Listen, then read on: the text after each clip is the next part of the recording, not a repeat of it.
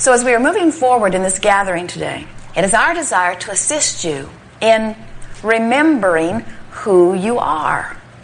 We want you to reclaim that stable footing of remembering the powerful, creative genius who loves and is loved that you are. In many cases, in fact in most cases, that's going to take some deliberate directing of your thought, because you have, without meaning to, become rather accustomed at focusing upon what is. And when you are bound up in traffic in your car, often you let that set your tone. If we were standing in your physical shoes, we would not let any moment in time be the basis for the vibration that we are offering. As you look only at what is, then you just keep escalating what is. And while we know that what is in your experience right now, much of it pleases you, some of it doesn't, we would like you to become more selective sifters, so that as you are looking at what is with a deliberate intent to find among what is what feels good, then what begins to happen is you begin to clean up your vibration. As you step back from the details of what you are living and you start feeling the resources that are really you, then what is in this moment or in any moment has very little to do with the ongoing vibration that is you. So when something looks like it's going wrong, you accept it as the anomaly that it is. We really want you to hear that. When something goes wrong, like if there's a sickness in your body, we want you to feel surprised about it, because it's so weird that something other than wellness would be your experience. When you feel short of money, we would like you to be sort of shocked by that. How odd that is. How odd that is, because that's not who I am. That's not the way it usually goes for me. This worry that I have about money is just weird, weird, weird, weird, weird. This is not the way it is supposed to be. We want you to practice, and we'll show you how to do it. We'll talk about it all day here today. We want you to practice the thoughts that are so matching to the clear-minded, healthy, prosperous, loving, loved being that you really are. That when you look into your environment, whether it's up close to you or more on a global scale, and you see things that you just know are not the way you want them to be, you just sort of stand back in sort of amazement for a moment as you remember that's not the way it is supposed to be, and then you turn your attention to the way it really is supposed to be, and to the way that it really is. And in time, it is our promise to you that no matter what's happening in the environment, close or far from you, you will stand in such a vibrational, stable footing that you will not feel insecurity about things that you can do nothing about. Because you will come to realize that, and here it is, the most important thing that you have ever heard us say. Oh no, what was it? The things that you can do nothing about have nothing to do with you. If you can do nothing about it, it doesn't matter. In other words, you can change the way you feel. That matters, because that's your point of attraction. You can't change the way someone else feels. That doesn't matter, because their point of attraction doesn't have anything to do with you. You can change what you do, what you say, what you think. That has a great deal to do with you, because that's your vibration. That's your point of attraction. You can't change what somebody else thinks, but that doesn't matter, because that doesn't have anything to do with you. As physical friends who have been looking so much into the environment, to the reality of that which is, you let way, way, way too much of your vibrational countenance come as a reflection of what you are observing in your environment. And what we are wanting to help you to discover is you want to be aware of the vibration that you're offering, which means you want to be aware of the way you are feeling, and you want to be in control of the vibration that you are offering, which means you want to be in control of the way that you are feeling, but you will never be in control of the way others are feeling. You will never be in control of their vibration, and it does not matter, because that's their point of attraction, not your point of attraction. So then you say, well, Abraham, I sort of get that. I've been playing with this enough. I get it that when I think thoughts that feel good and I get into this vibration of connection, that my life goes better. And it goes better and better and better and better. I know that. I've been showing myself that. But I'm a teacher. I'm an uplifter. I want others to be uplifted too. And I feel bad for them when they are not. And we say, don't get carried away. with your empathizing with where someone else is. Because if you do, you will don the vibration that is theirs, and then you will suffer as they suffer. And you say, but isn't there some sort of value in that?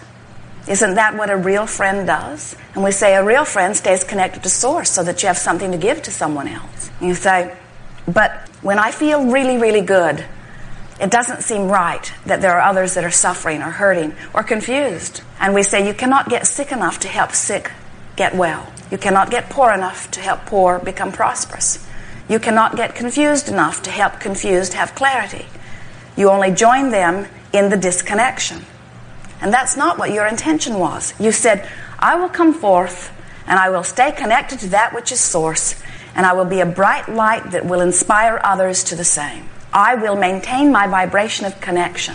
So, what is the vibration of connection? Well, that's this allowing thing that we've been talking about. That's allowing myself to be connected to source no matter what. That's allowing myself to stay in vibrational harmony with who I really am. The art of allowing is finding a vibration that feels so good when I find it, and feels better and better as I maintain it, and gives me evidence of that connection through thriving. The immediate response of that connection is joy in the moment.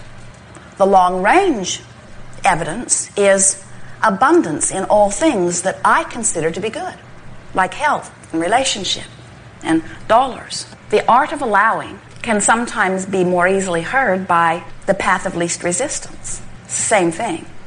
Because here I am, an extension, a physical extension of source energy. And in any moment, which is where all of my power is. As you stand in your now, that's where all of your power is. Your power to allow your connection, or your power to pinch it off. Your power to feel joy, or your power to feel pain. So as you stand here in this powerful moment, making choices one by one, the better feeling thought, the better feeling thought, the better feeling thought, you are choosing the path of most allowance. But you could say you are choosing the path of least resistance.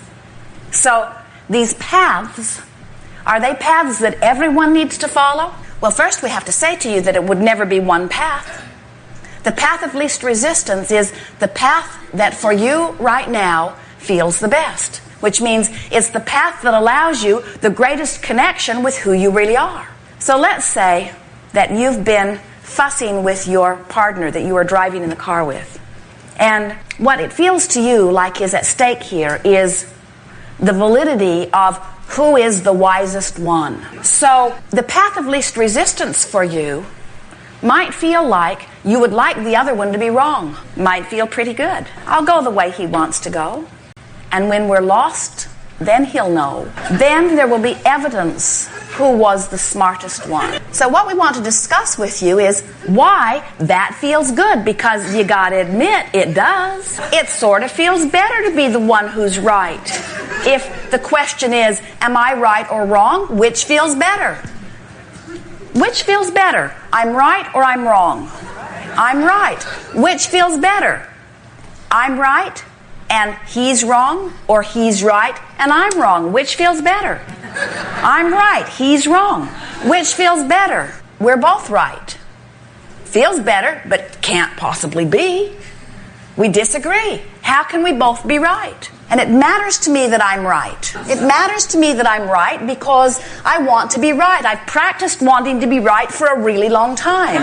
And so it seems right that it seems much more important than that I be right than that we get to where we're wanting to go. I'd rather get lost and be late than for him to be right. So what's screwy with all of this? In other words, if Abraham, you say, follow the path of least resistance, which means find the feeling that feels the best. And I got to tell you, it feels a lot better for us to get lost going his way and for my way to be the right way. And we say, we think that you might want to step back a little bit from the immediacy of this desire and see if there's another desire in there somewhere that you could find vibrational resonance with.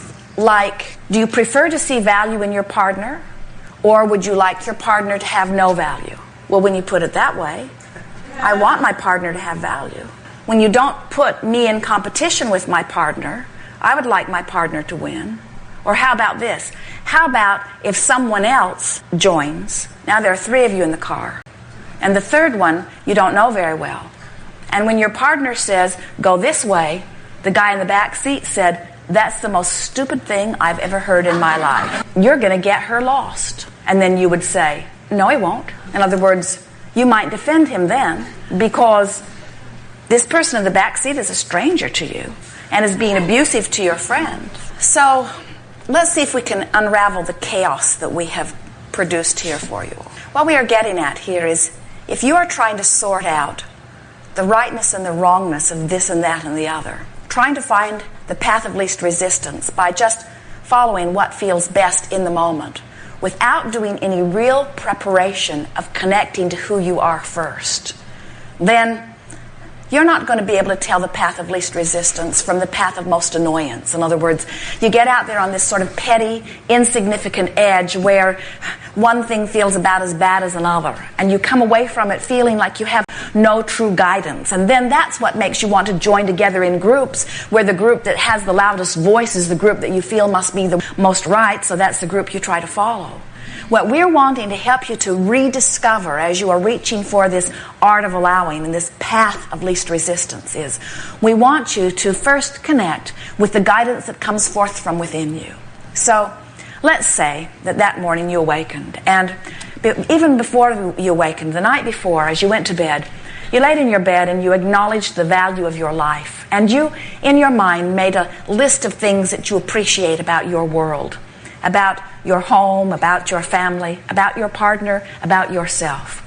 And you went to sleep in this soothing vibration of well-being, where you just activated within yourself on purpose things that made you feel good. So your inner being joined you fully before you drifted off into slumber.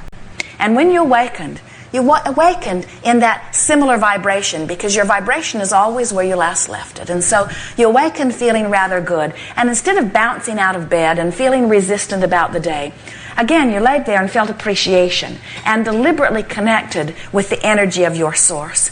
And you went through a sort of short list of things that are easy to appreciate. And high on the list is this person that you spend so much of your life with. And so you thought about things and you looked for positive aspects and you gave mental compliments even though the person is not within earshot. You laid there feeling good and you got yourself in vibrational alignment with who you are. And then, as you moved into your day, your timing was particularly good. And as you got into your automobile and you made your motion into traffic, you found the traffic to be like it usually is. In other words, it didn't evaporate. There was no miraculous missing traffic. But the traffic that was there seemed to be flowing, and your entrance into it was good, and you felt very good. You feel good about life. You feel good about where you're going. You feel good about your mate. And you say, I think I will go this way today. And your mate says, oh, really? You know, I was thinking maybe we should go this way. And you say, have you been that way recently? And your partner says, I just have a feeling about it. I don't know. Why don't you try it? And you say, what do we have to lose? So you're not resisting it, so you don't get all disconnected. And even though your partner was not as well aligned as you are and didn't have the best idea in the world, you didn't resist it, and you went that way, and traffic did not open in the way your partner thought it would. But it's no skin off your nose. You have plenty of time. You're in love with life. You're in love with this person. It's not the end of the world. You laugh about it. You say, that's the last time I let you choose the way that we go. But it does not become this big life or death issue, and because you stay in alignment, all of a sudden you discover, the two of you discover, something that neither one of you knew before. In your lack of resistance and in two minds cooperating together, you devise a plan that neither one of you could have found by yourself. You're tuned in, tapped in, turned on. You have broader connection. Your partner is too. You're both connected to Source. Source is feeding both of you. New ideas are flowing. And you end up having a very delightful new adventure on a path that you have not been on before, having exposure to experiences that you would not have had before, and your life does not melt down to be an in-the-moment constant competition about who's right and who's wrong.